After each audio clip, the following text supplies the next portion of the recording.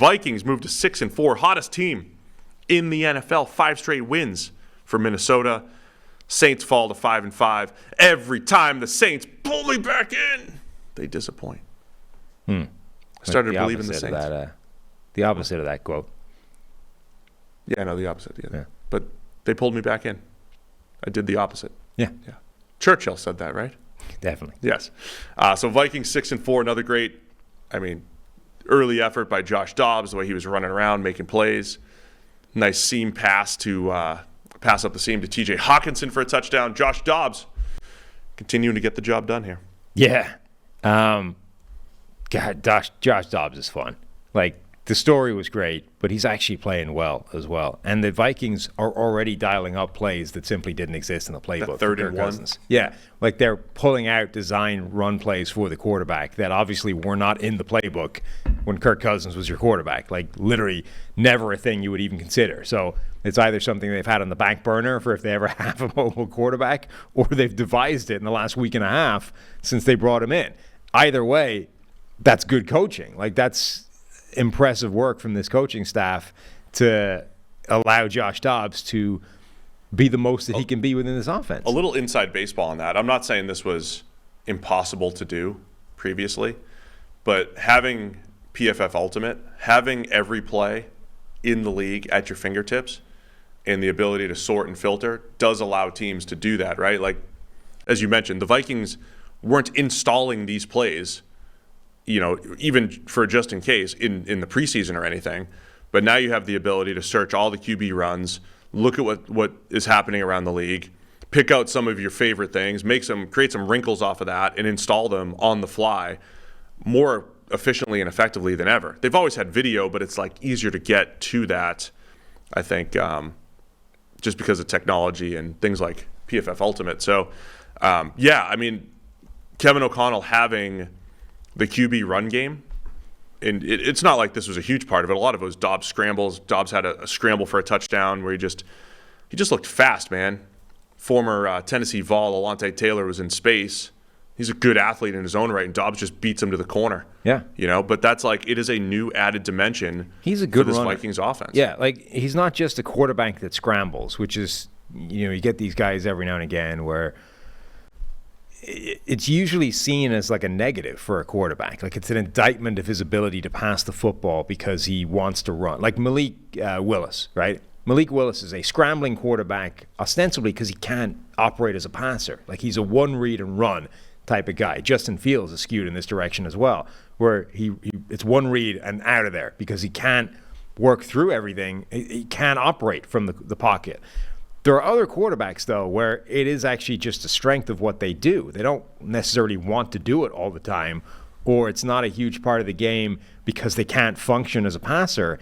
It's just when you force them to it, it's an extra weapon that they have that other quarterbacks don't. So Lamar Jackson, right? Obviously, his rushing ability is insane. They use him as part of the design run game. He's not a massive scrambling quarterback, but when he does take off, like, oh, we thought we had this play shut down, but now we have to stop Lamar Jackson scrambling. Like, it's just an extra dimension. Clearly, Josh Dobbs is not Lamar Jackson, but it's the same idea where he does function as a passing quarterback. He can go through progressions. He can read defenses. And then when you do force him to move, he's actually good. Like, he's fast enough, strong enough, and good enough in terms of, pulling moves on defenders, like actually maximizing space, and strong enough as well. Like, he'll throw his shoulder into that and hit a guy. So it's not just like, hey, we have this quarterback that happens to be mobile. It's like, he's actually a good runner. And that is being brought to the table in addition to where he is as a passer, which is apparently okay. Like, we talked before, one of the most surprising things about last week was that he didn't have any catastrophic turnover type plays, right? He had one turnover-worthy play in this game, and it was a completion for 30 yards or something. Ended up caught. Yeah. Where I looked at it live. I'm like, how did he threw this ball sort of into double coverage, and somehow Jordan Addison emerged from the other side of that with the ball? But what the hell just happened there? It went through the hands of a guy. But that was like his worst play in the game, and it was a positive play for the Vikings offense. You talk about Dobbs running. When he was at Tennessee, University of, yes, he was in the backfield with Alvin Kamara and Jalen Hurd. Hurd, who eventually moved to Baylor, and then receiver at 6'4". I mean, it was a fearsome backfield because of Dobbs' rushing ability, and it was like they would put all three of those guys back there, and it really made life difficult for opposing defenses. So Dobbs is doing his thing. Vikings get up 27-3. Derek Carr gets hurt, gets high load, leaves the game. Concussion, right? And same as before, concussion and shoulder, which is the second time I think that's happened to him this year. By the way, I saw somebody on the injury report this week with like a shoulder and personal. It's like, is it because you have to note everything? Like you could have just said shoulder, probably. Yeah, I mean that takes care of it. Anyway, it's 27-3. Jameis Winston comes in, unbelievable touchdown by Chris Olave, keeping his feet in the end zone to make it 27-11 after the 2-point conversion. Then we've got just the full Jameis experience. He's rolling out to his left. He fires the ball back across his body to A.T. Perry for a 15-yard touchdown. They get the 2-point conversion again, so it's 27-19, and that set up Saints make a couple stops and had some comeback opportunities, but there was also the other side of Jameis, which was interceptions. I'll talk about that again, but you want to go through your throwback across the body diatribe? I assumed you wanted to jump in on that. I didn't. Oh, okay. Certainly not this one. I mean, this was the Jameis Winston. Like, Jameis Winston, all bets are off in terms of what the quarterback is going to do in a given play. Where there was somebody did one of these yesterday, though, like a more conventional throwback across the body thing, and it was another completion. There seems to be a spate of those in the NFL at the moment. Like the archetypal play that you're coached not to do. If you're rolling in one direction, especially if you're rolling like to the side you don't throw with, if you're a right-handed quarterback, if you're rolling left, if you're a lefty rolling right, the thing you don't do is then stop your feet, switch all the way back and fire it back to the middle of the field. And all of a sudden everybody's doing that. And not only are they doing it, but they're working. Like Mahomes seems to have created this thing where everyone's realized actually that can function. As long as you just keep an eye on a backside defender, make sure there's nobody lurking there. It works. It can be calculated. Now I'm wondering, was this just Favre was unbelievably terrible at that? And so for 15 years, quarterbacks were like, whatever you do, don't do this. Bad things happen. But actually, this was just Favre never looking at the middle of the field, just firing it blindly. Maybe QBs just have a little better spatial awareness, and it can be a calculated move. You have to know your arm strength. You have to know. I also wonder defenders, know your receivers. Yeah, if more. I don't know if matchup zone coverage is changing the rules. It's sort of bringing defenders out of an area where they were usually just sort of spot dropping and staring at the quarterback. I wonder if there's actual X's and O's reasons why it's safer now than it used to be. But it does, or maybe it's just a run of 5 passes in the last week that's making me talk about it. But that's also a good theory. Yeah, that it could be that anything could be happening right now. So as I said, down 8, Saints have an opportunity to make the comeback. It's Jameis Winston, and his aggressiveness. I did look up recently. He's actually not that great in comeback opportunities. Not because it was an unfortunate pause there. Yeah, he's actually not that great.